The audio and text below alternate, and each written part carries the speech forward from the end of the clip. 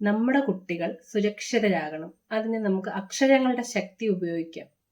സ്കൂളിലും കോളേജുകളിലും എല്ലാം ഇന്ന് ഏറ്റവും കൂടുതൽ ലഹരി വിരുദ്ധ ക്യാമ്പയിനുകളും അതിനെക്കുറിച്ചുള്ള ബോധവൽക്കരണ ക്ലാസ്സുകളും നടക്കുന്നുണ്ട്.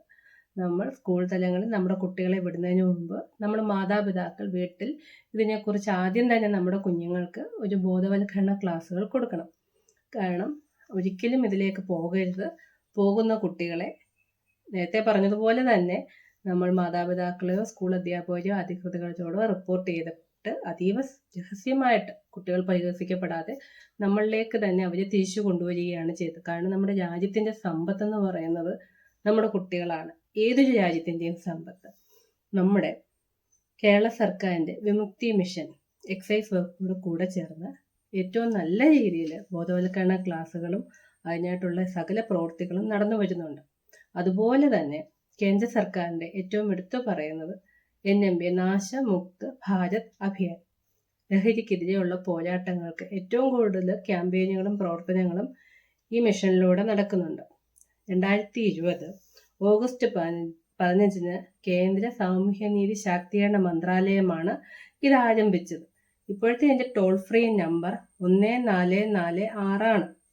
അപ്പം ലഹരിയുടെ പൂർണ്ണമായിട്ടുള്ള ഉപയോഗം കുറയ്ക്കുക, അല്ലെങ്കിൽ പൂർണ്ണമായിട്ട് ഇതില്ലാതാകുക, അതിനോടൊപ്പം തന്നെ സുരക്ഷിതരാകുക നമ്മുടെ കുട്ടികൾ.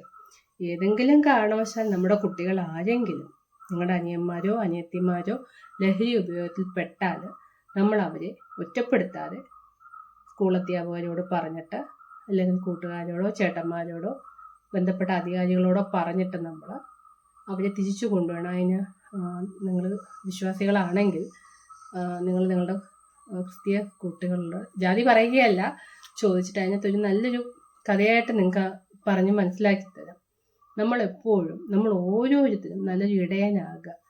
100 ആടുകളുള്ളതിൽ കൂട്ടം തെറ്റിപ്പോയി ഒരു ആടിനെ തിരിച്ചു കൊണ്ടുവരാൻ നല്ലൊരു ഇടയന് കഴിഞ്ഞതുപോലെ ലഹരി ഉപയോഗത്തിൽപ്പെട്ട ഏതെങ്കിലും കുട്ടികൾ പോയാൽ അവരെ നമ്മൾ വൈദ്യസഹായം കൊടുത്ത് വേണ്ട കൗൺസിലിങ്ങും കൊടുത്ത് നമ്മളിലേക്ക് തന്നെ തിരിച്ചു കൊണ്ടുവന്ന് നമ്മുടെ കുട്ടികളായിട്ട് തന്നെ നമ്മൾ വീണ്ടും അവരെ വാർത്തെടുത്ത് മുന്നോട്ട് വളർത്തുക എന്നുള്ളതാണ് വിമുക്തി മിഷന്റെയും ഈ പറയുന്ന നാശമുക്ത അഭിയാന്റെ ലക്ഷ്യം. ഞാനൊരു കഥയായിട്ട് നല്ലൊരു ഇടയന്റെ കഥ എടുത്തു പറഞ്ഞതേ ഉള്ളൂ.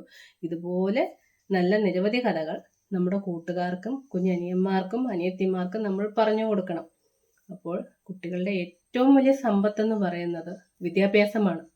നമ്മൾ മാതാപിതാക്കളോട് ഒരു സ്നേഹവും ബഹുമാനവും കൊടുത്തിട്ട് തീർച്ചയായിട്ടും നിങ്ങളോട് ഞങ്ങൾക്കും അതേ സ്നേഹവും ബഹുമാനവും ഞങ്ങൾക്കും ഉണ്ട്.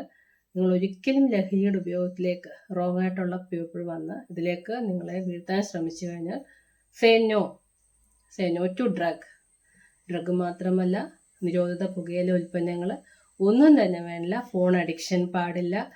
നെഗറ്റീവ്സിനോടൊന്നും നിങ്ങൾ പോകരുത്. കാരണം മാതാപിതാക്കളുടെയും കുടുംബത്തിൻ്റെയും രാജ്യത്തിൻ്റെയും സമ്പത്താണ് നിങ്ങൾ കുട്ടികൾ. നിങ്ങളുടെ അനിയന്മാരോടും നിങ്ങളുടെ അനിയത്തിമാരോടും ഇതിനെക്കുറിച്ച് പ്രത്യേകം നിങ്ങൾ പറഞ്ഞ് മനസ്സിലാക്കി കൊടുക്കണം.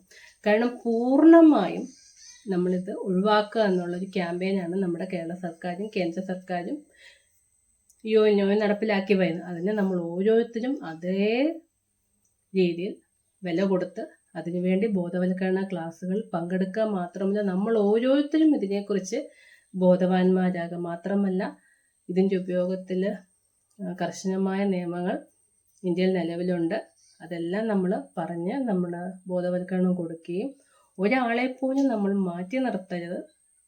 അങ്ങനെ എന്തെങ്കിലും സംഭവിച്ചാൽ നമ്മുടെ കുഞ്ഞുങ്ങളെ നമ്മളിലേക്ക് തന്നെ തിരിച്ചു കൊണ്ടുവന്ന് നമ്മൾ കൂടെ ചേർത്ത് കൊണ്ടുപോകാൻ നല്ലൊരു സുരക്ഷിത ലോകം അക്ഷരത്തിൻ്റെ ശക്തിയിലൂടെ നമ്മൾ ഒരു സുരക്ഷിത ലോകം വാർത്തെടുക്കുക.